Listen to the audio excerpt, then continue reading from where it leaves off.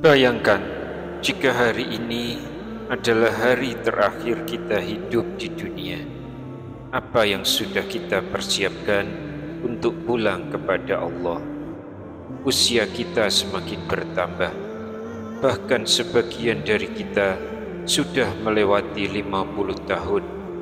Namun dosa yang kita lakukan masih menumpuk seperti buih di lautan. Lalu, adakah amalan ringan yang bisa menghapus dosa-dosa kita? Jawabannya ada. Dan inilah saat yang tepat, karena kita sedang berada di bulan penuh berkah, bulan kelahiran Rasulullah Muhammad SAW. Bismillahirrahmanirrahim. Assalamualaikum warahmatullahi wabarakatuh. Segala puji hanya bagi Allah. Alhamdulillah, kita kembali dipertemukan di channel ini dalam keadaan sehat dan beriman. Selawat serta salam semoga selalu tercurahkan kepada junjungan kita Nabi besar Muhammad sallallahu alaihi wasallam. Allahumma sholli ala sayyidina Muhammad wa ala ali sayyidina Muhammad. Sahabat yang dirahmati Allah, semoga kita semua selalu diberikan kesehatan, dilapangkan rezekinya, diampuni dosa-dosanya, dipanjangkan umurnya, dan semoga kita tidak meninggal kecuali dalam keadaan husnul khotimah. Amin ya rabbal alamin. Dan mari kita buktikan cinta kepada Rasulullah dengan menuliskan sholawat di kolom komentar. Insya Allah itu akan menjadi saksi cinta kita kepada beliau, dan semoga kita semua mendapatkan syafaatnya kelak.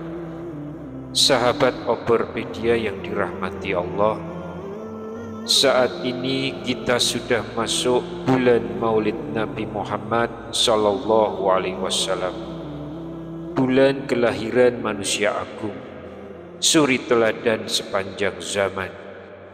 Bulan ini bukan hanya waktu untuk merayakan sejarah lahirnya beliau, tapi juga menjadi momentum untuk memperbanyak ibadah, memperkuat cinta kita kepada Rasulullah, dan meneladani akhlaknya.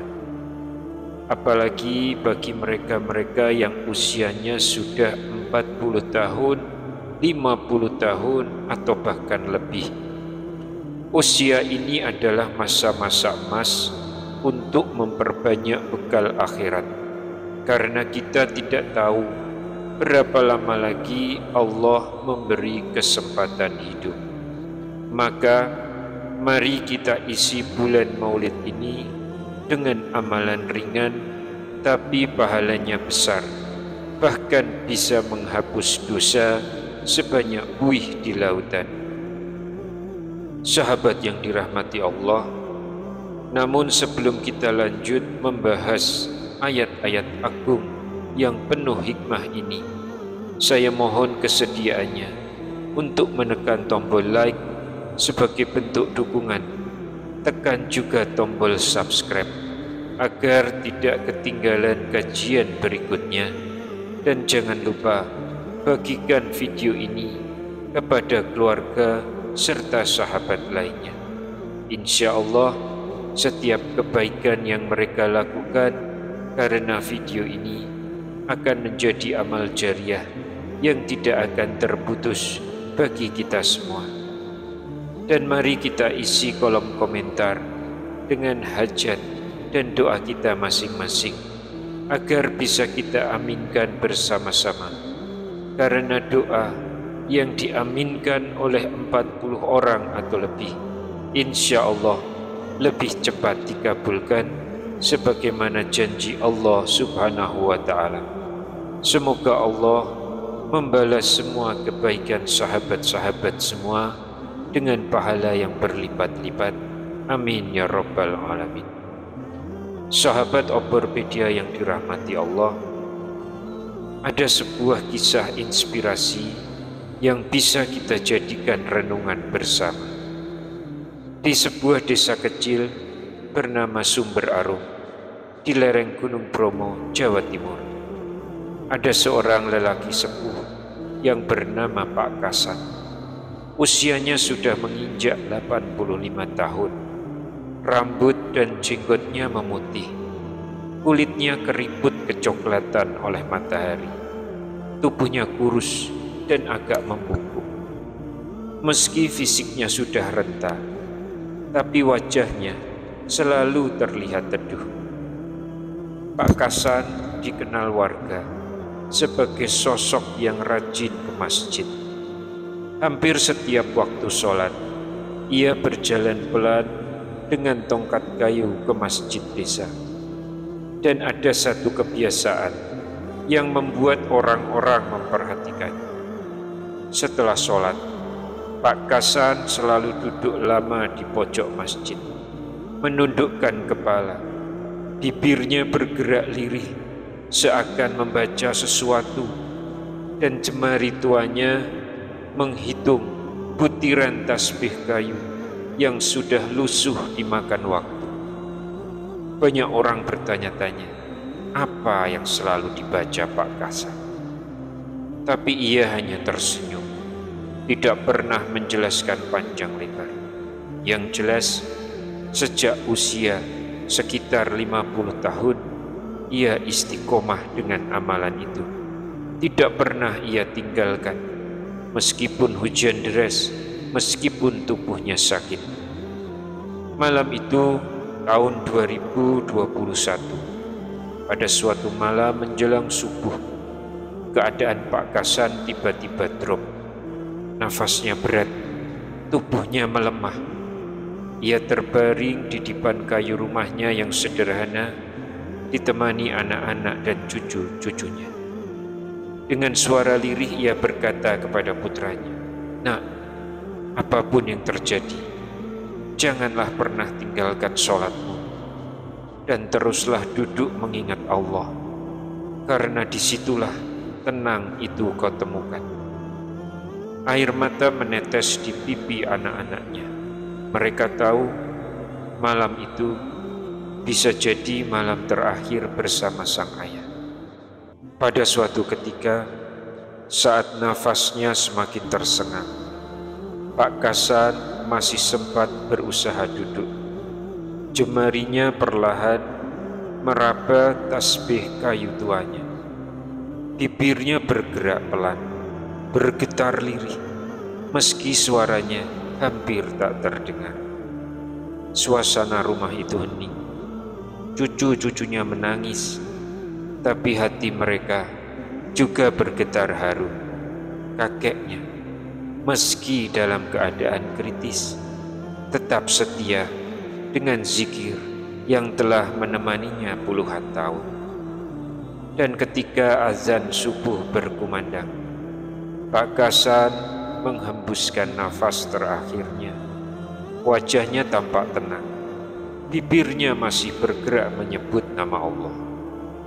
Berita wafatnya Pak Kasan cepat menyebar. Warga desa Sumber Arum berbondong-bondong datang ke masjid. Banyak yang menangis mengenang kebiasaan lelaki sepuh itu.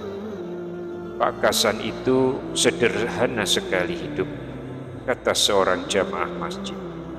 Tapi entah kenapa, tiap kali lihat beliau duduk berzikir setelah sholat, hati ini merasa tentram.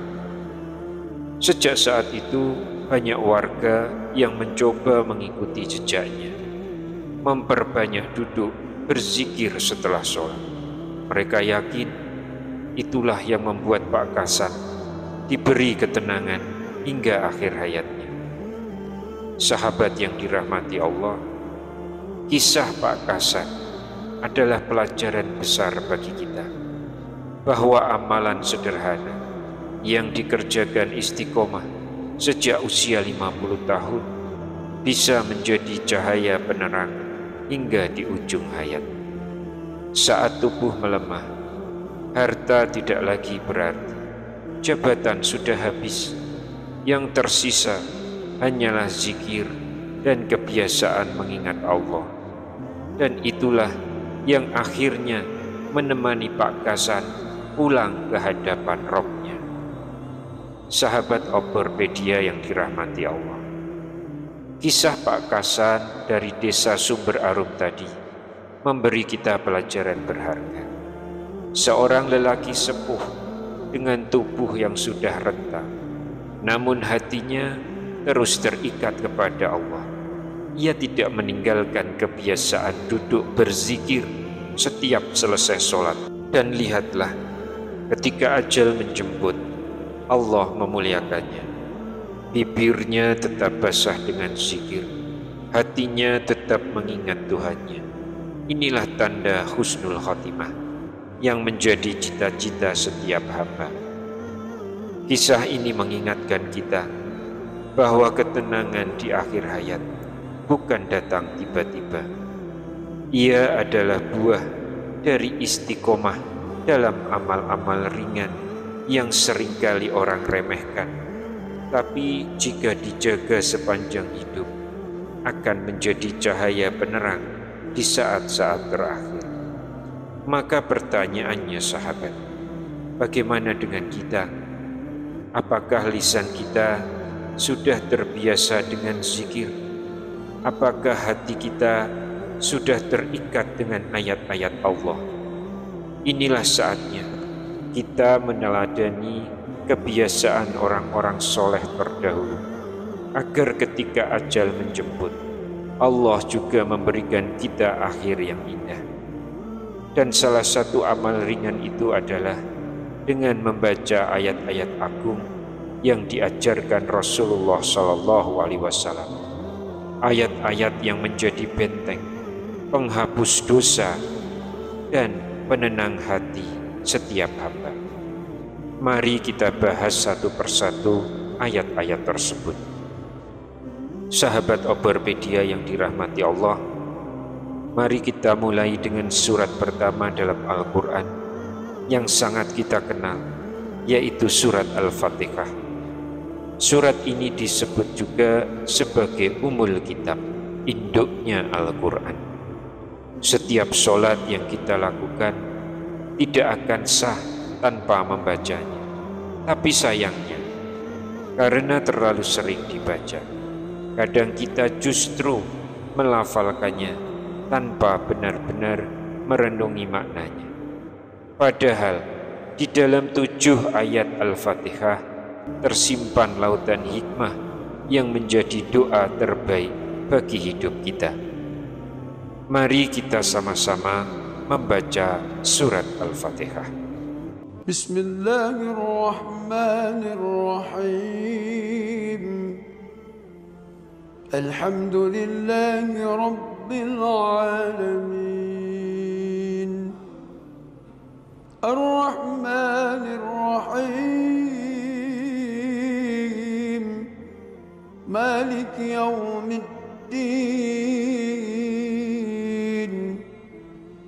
إياك نعبد وإياك نستعين. اهدنا الصراط المستقيم.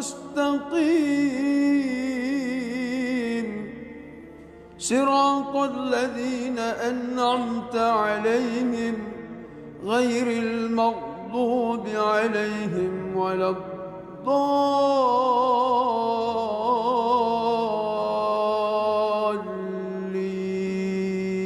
Artinya, dengan nama Allah yang Maha Pengasih, Maha Penyayang, segala puji bagi Allah, Tuhan semesta alam, yang Maha Pengasih, Maha Penyayang, pemilik hari pembalasan.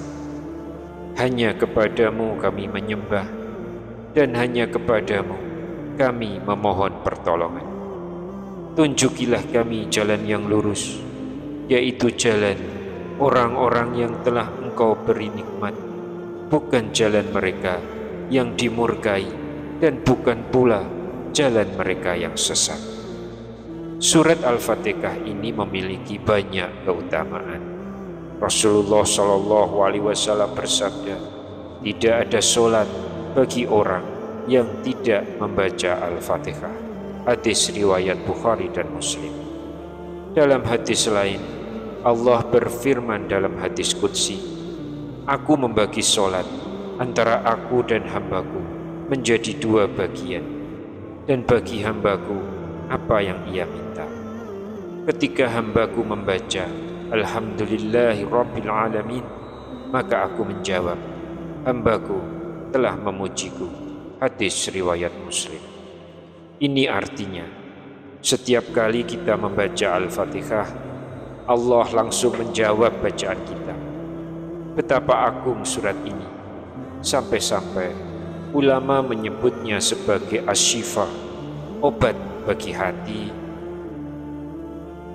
dan penyakit.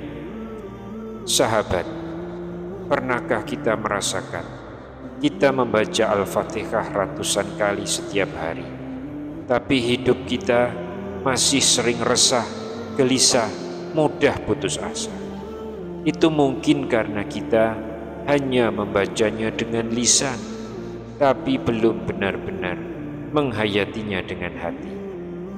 Ketika kita membaca Iyyaka na'budu wa iyyaka nasta'in, hanya kepadamu kami menyembah dan hanya kepadamu kami memohon pertolongan, seharusnya kita benar-benar sadar bahwa segala urusan kita, rezeki kita, kesehatan kita, hanya Allah lah tempat kita bergantung.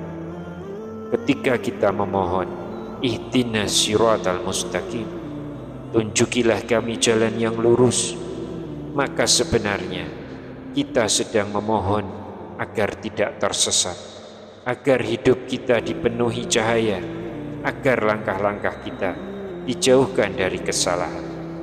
Bayangkan, jika setiap kali sholat kita membaca Al-Fatihah dengan hati yang sadar, seakan berdialog langsung dengan Allah, hidup kita pasti akan lebih tenang.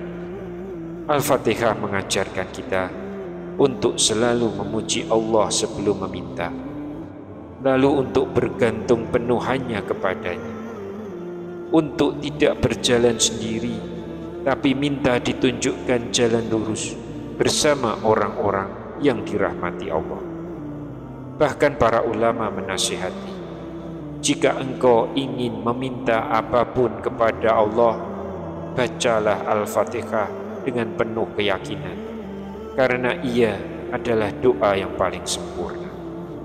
Sahabat, inilah rahasia besar di balik surat pertama dalam Al-Quran. Surat yang ringan, pendek, tapi menjadi kunci sahnya sholat, kunci doa, dan kunci kebahagiaan seorang hamba. Mari mulai hari ini, jangan lagi membaca Al-Fatihah hanya sekedar formalitas, tapi resapilah setiap ayatnya, hayati maknanya, dan biarkan ia menjadi doa yang mengubah hidup kita. Sahabat Obropedia yang dirahmati Allah, setelah kita membahas keutamaan surat Al-Fatihah, kini kita masuk kepada ayat kedua yang sangat agung, yaitu ayat kursi. Ayat ini terdapat dalam surah Al-Baqarah ayat 255. Ayat ini disebut sebagai ayat paling mulia dalam Al-Quran, karena di dalamnya terkandung penjelasan tentang keagungan Allah, sifat-sifatnya, dan kekuasaannya yang tak terbatas. Berikut ini adalah bacaan ayat kursi, dan mari kita baca bersama-sama. Allahu la ilaha illa huwal hayyul qayyum, la ta'khudhuhu sinatun wa la nawm, lahu ma fis samawati wa ma fil ard, من ذا الذي يشفع عنده إلا بإذنه يعلم ما بين أيديهم وما خلفهم ولا يحيطون بشيء من علمه إلا بما شاء وسع كرسيه السماوات والأرض ولا يؤوده حفظهما وهو العلي العظيم. Artinya adalah Allah tidak ada Tuhan melainkan Dia yang maha hidup, yang terus-menerus mengurus makhluknya, tidak mengantuk dan tidak tidur. Kepunyaannya apa yang ada di langit dan di bumi. Siapakah yang dapat memberi syafaat di sisinya tanpa izinnya? Dia mengetahui apa yang ada di hadapan mereka dan apa yang ada di belakang mereka, dan mereka tidak mengetahui sesuatu apapun dari ilmunya, melainkan apa yang Dia kehendaki. Kursinya meliputi langit dan bumi, dan Dia tidak merasa berat memelihara keduanya, dan Dia maha tinggi lagi maha besar. Ayat kursi ini memiliki keutamaan yang sudah sangat dikenal oleh umat Islam. Rasulullah SAW bersabda, barang siapa membaca ayat kursi setiap selesai sholat fardu, maka tidak ada yang menghalanginya masuk surga kecuali kematian. Hadis riwayat An-Nasa'i, Ibnu Hibban.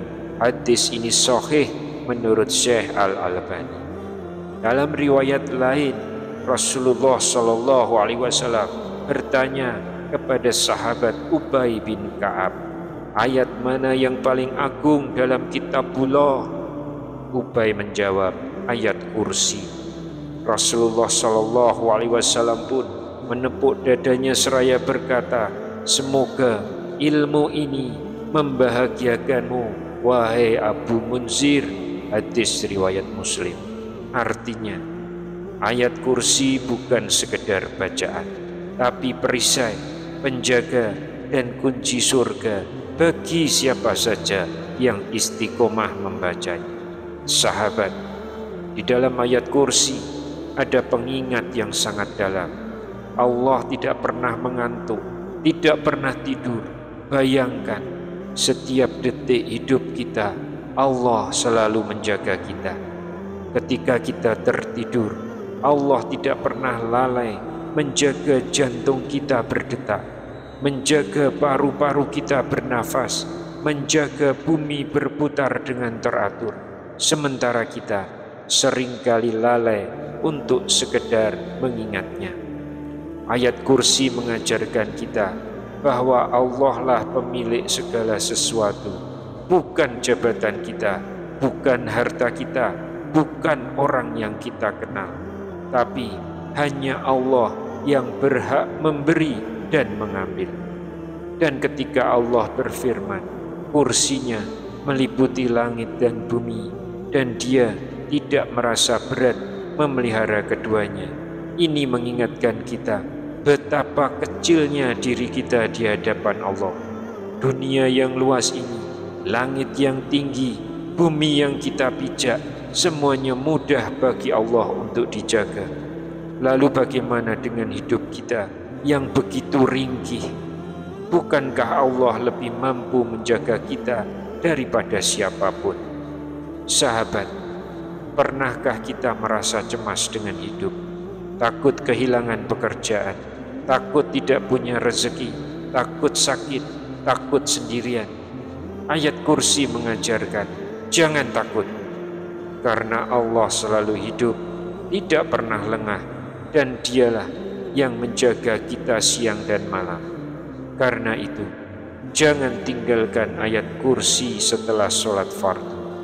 Amalan ini sederhana, hanya butuh 1 menit, tapi pahalanya adalah surga Allah Subhanahu wa Ta'ala. Inilah sahabat, rahasia agung dari ayat kursi, ayat paling mulia dalam Al-Quran yang menjadi benteng hidup kita, pelindung dari godaan setan, penenang hati, dan jalan menuju surga. Semoga mulai hari ini kita tidak pernah lalai membacanya setelah sholat, karena siapa yang istiqomah membaca ayat kursi, maka Allah akan menjaganya di dunia dan menyiapkan tempat baginya di akhirat.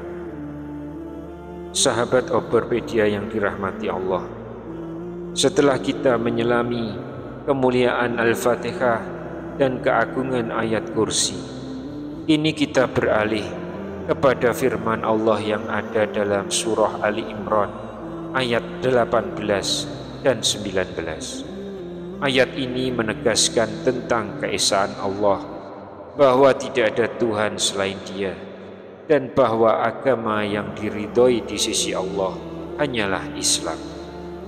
Syahidallahu annahu la ilaha illa huwa wal malaikatu wa ulul ilmi qa'iman bil qist. La ilaha illa huwal azizul hakim. Inna ad-dina 'inda Allahil Islam. وما اختلف الذين أوتوا الكتاب إلا من بعد ما جاءهم العلم بغيا بينهم ومن يكفر بآيات الله فإن الله سريع الحساب. Yang artinya Allah menyatakan bahwa tidak ada Tuhan melainkan Dia yang menegakkan keadilan. Malaikat dan orang-orang yang berilmu juga bersaksi demikian itu. Tidak ada Tuhan melainkan Dia yang maha perkasa lagi maha bijaksana. Sesungguhnya agama di sisi Allah hanyalah Islam. Tidaklah berselisih orang-orang yang telah diberi kitab kecuali setelah datang ilmu kepada mereka, karena kedengkian di antara mereka. Barang siapa kafir terhadap ayat-ayat Allah, maka sesungguhnya Allah sangat cepat hisabnya. Keutamaan dari ayat tersebut adalah yang pertama, kesaksian Allah sendiri. Ayat ini menegaskan bahwa Allah sendirilah yang bersaksi bahwa tiada Tuhan selain Dia. Bahkan malaikat dan orang-orang berilmu pun ikut menjadi saksi betapa agung kedudukan orang berilmu di sisi Allah. Yang kedua, agama yang benar hanyalah Islam. Allah menegaskan bahwa Islam adalah satu-satunya agama yang diridhoi di sisinya. Semua jalan keselamatan ada di dalam Islam. Yang ketiga, kedudukan orang berilmu. Ulama menafsirkan ayat ini menunjukkan tingginya derajat ilmu, karena Allah menyebut orang berilmu sejajar dengan malaikat dalam persaksian keesaan Allah. Rasulullah SAW bersabda, barang siapa mati dalam keadaan mengetahui bahwa tidak ada Tuhan yang berhak disembah selain Allah, maka ia masuk surga. Hadis riwayat Muslim. Sahabat, ayat ini mengingatkan kita akan dua hal penting. Yang pertama tentang tauhid, yaitu meneguhkan bahwa hidup ini harus hanya untuk Allah. Tidak boleh kita menggantungkan hati kepada selainnya. Yang kedua, Islam sebagai jalan hidup. Hanya dengan Islam kita bisa selamat, bukan dengan jalan lain. Bayangkan, di akhirat kelak kita berdiri di hadapan Allah. Saat itu yang ditanya bukan pangkat, bukan jabatan, bukan harta, tapi apakah kita hidup di dunia ini dengan Islam? Apakah kita benar-benar bersaksi dengan hati, lisan, dan amal bahwa la ilaha illallah? Sahabat, betapa banyak orang di dunia yang sudah tahu kebenaran Islam, tapi karena kesombongan dan kedengkian mereka berpaling. Padahal ayat ini tegas, sesungguhnya agama di sisi Allah hanyalah Islam. Mari kita renungkan, kita yang hari ini diberi nikmat iman dan Islam, sungguh ini adalah karunia terbesar. Betapa banyak orang di luar sana hidup tanpa cahaya Islam, tanpa arah, tanpa petunjuk. Sementara kita masih diberikan kesempatan oleh Allah untuk hidup dengan iman. Maka tugas kita adalah menjaga Islam dalam diri, mengajarkannya kepada keluarga, dan menyampaikannya kepada orang lain dengan kelembutan. Karena hanya dengan Islam kita bisa selamat, bukan hanya di dunia, tapi juga di akhirat. Inilah sahabat, makna yang agung dari surah Ali Imran ayat 18 dan 19. Ayat yang menegaskan bahwa tiada Tuhan selain Allah dan agama yang diridhoinya hanyalah Islam. Semoga ayat ini semakin meneguhkan iman kita, semakin kuat tauhid kita, dan semakin mantap keyakinan kita untuk hidup dan mati hanya dalam Islam.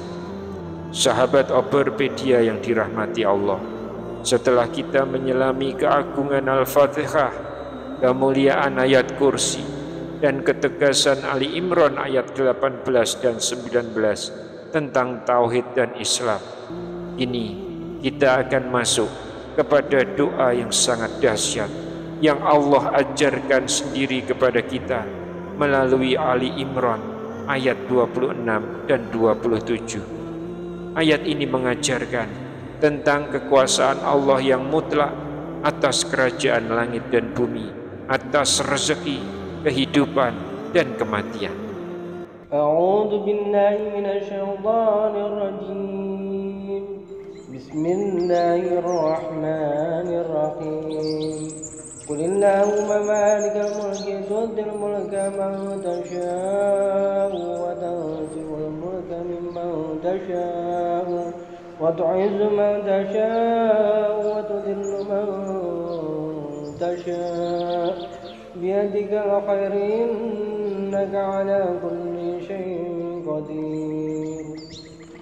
Tulijul layla fil nahari wa tulijul nahara fil layl wa tukhrijul hayya minal mayyiti wa tukhrijul mayyita minal hayy wa tarzuqu man tasha'u bighairi hisab. Artinya, katakanlah, wahai Tuhan yang mempunyai kerajaan, Engkau berikan kerajaan kepada siapa yang Engkau kehendaki, dan Engkau cabut kerajaan dari siapa yang Engkau kehendaki.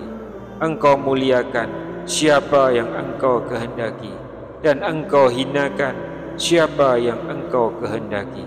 Di tangan-Mu segala kebajikan.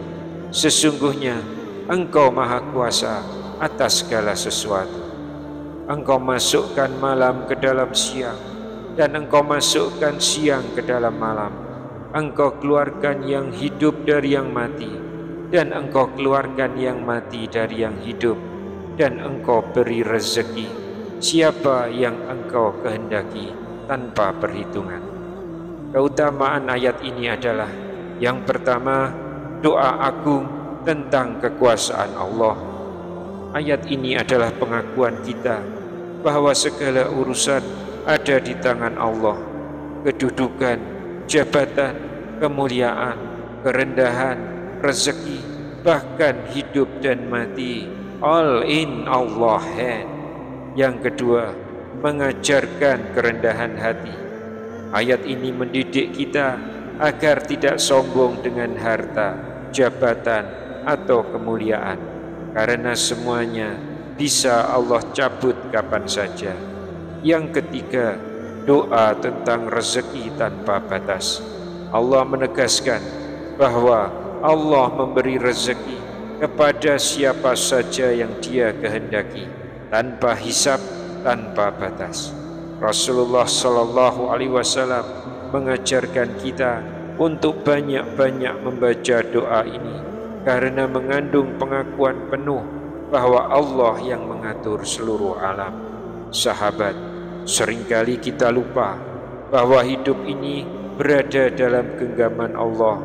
Kita merasa sukses karena usaha, merasa mulia karena jabatan, merasa cukup karena harta, padahal semua itu hanyalah titipan sementara.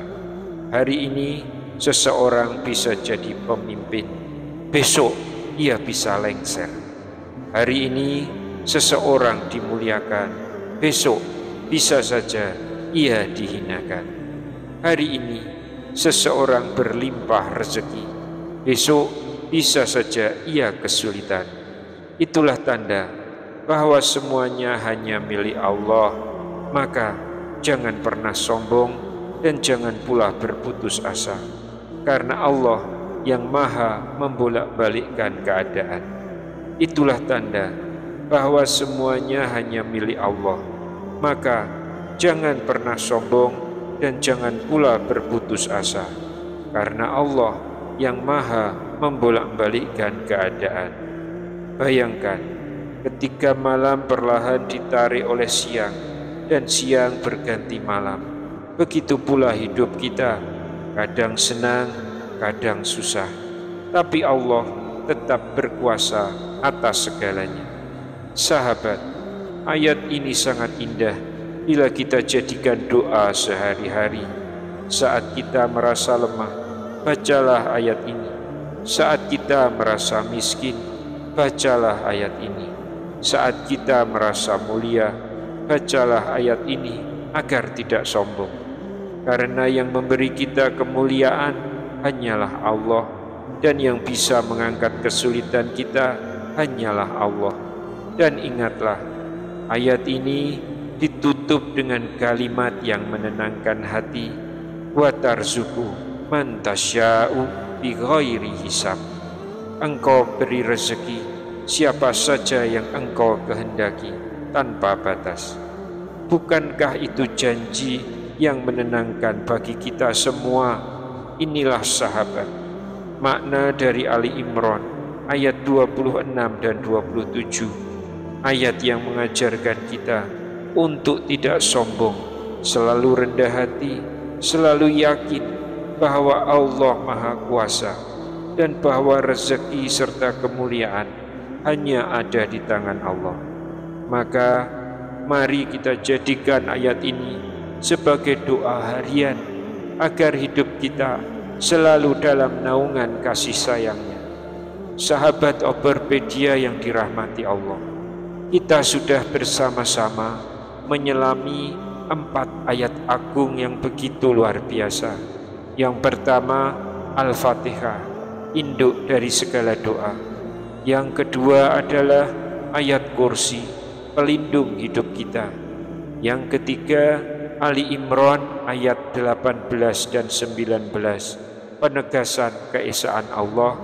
Dan keempat, Ali Imran 26 dan 27, doa tentang kekuasaan Allah atas rezeki, kemuliaan, dan juga tentang kehidupan. Namun sahabat, jangan berhenti hanya sampai di situ. Amalan mulia ini akan semakin sempurna bila kita tambah dengan zikir-zikir ringan, tetapi pahalanya besar di sisi Allah. Karena Rasulullah SAW mengajarkan bahwa zikir adalah makanan rohani, penyegar jiwa, dan penghapus dosa-dosa kecil yang tidak kita sadari. Zikir yang pertama, istighfar. Setelah membaca ayat-ayat tersebut, perbanyaklah istighfar minimal 3 kali. Astaghfirullahalazim, aku memohon ampun kepada Allah yang Maha Agung. Dengan istighfar, kita membersihkan diri dari dosa-dosa, ibarat mencuci noda pada pakaian putih kita. Yang kedua, sholawat. Kemudian jangan lupakan untuk membaca sholawat minimal 3 kali. Allahumma sholli ala Sayyidina Muhammad. Selawat ini adalah bukti cinta kita kepada Rasulullah Sallallahu Alaihi Wasallam. Barang siapa memperbanyak selawat, maka Allah menjanjikan 10 rahmat untuk setiap 1 kali selawat yang kita ucapkan. Dan siapa tahu selawat kita kelak menjadi jalan kita untuk mendapatkan syafaat beliau di hari kiamat. Yang ketiga, tahlil. Bacalah tahlil di dalam zikir La ilaha illallah, tiada Tuhan selain Allah. Ucapkan minimal 11 kali. Inilah kalimat tauhid, inti dari iman kita. Kalimat ini lebih berat timbangannya dari langit dan bumi. Rasulullah Sallallahu Alaihi Wasallam bersabda, kalimat yang paling utama yang aku dan para nabi sebelumku ucapkan adalah La ilaha illallah. Yang keempat, berdoalah dengan adab yang baik. Setelah itu, angkatlah tangan, tundukkan hati, dan berdoalah kepada Allah. Mulailah dengan memuji Allah, bersolawat kepada Nabi, lalu sampaikan doa dan hajat kita dengan penuh harap dan rendah hati. Akhirilah dengan amin, dan tetaplah husnuzon, yakin bahwa doa akan kabul cepat atau lambat dengan cara terbaik. Karena Rasulullah Sallallahu Alaihi Wasallam bersabda, tidaklah seorang hamba berdoa kepada Allah melainkan doa itu pasti dikabulkan. Bisa dikabulkan saat itu juga, bisa disimpan untuk akhiratnya, atau diganti dengan dijauhkan dari keburukan. Sahabat, bayangkan betapa indahnya bila setiap selesai sholat fardu kita istiqomah membaca ayat-ayat mulia ini, ditambah dengan istighfar, sholawat, tahlil, dan doa. Ringan dikerjakan, tapi pahalanya luar biasa. Inilah bekal terbaik, terutama bagi kita yang sudah memasuki usia 50 tahun ke atas, usia di mana kita lebih dekat dengan akhirat dibanding dengan dunia.